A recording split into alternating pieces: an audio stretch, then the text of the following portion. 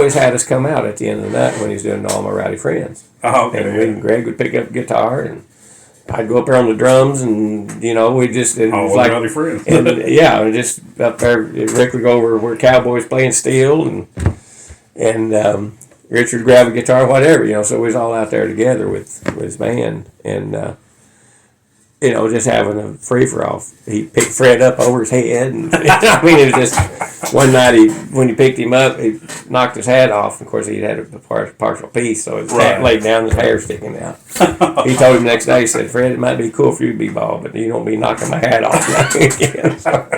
But here's the cool thing about Hank was, so cool. Off stage, there'd be certain places we played. He'd have a favorite restaurant, or he'd have a favorite club, or whatever. And okay, boys, I'll hop on the bus tonight, and I'm gonna take you to such and such place, and he'd feed us or something. And we'd sit around the table, and he would just tell the greatest stories. Because he was around all the Grandpa Jones and all that stuff. All the old country stuff. From the time he was a baby. From the time he was a baby. So that was some of my most coolest memories of Hank.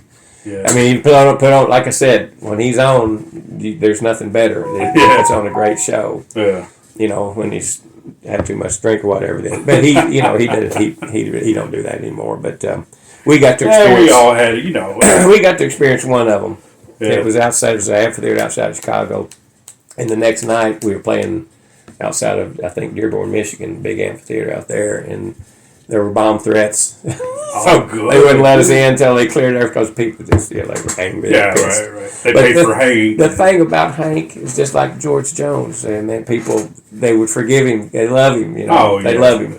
And they obviously just forgive him, forget, move on. It kind of reminds you of George Jones a little, almost some of the stories. I heard somebody say, I can't remember who it was, but they said George didn't mean no harm to nobody. He just wanted to have a blast. He was just wanting to have time. Yeah. And when you think about it like that, it's like, he loves people. He loves God.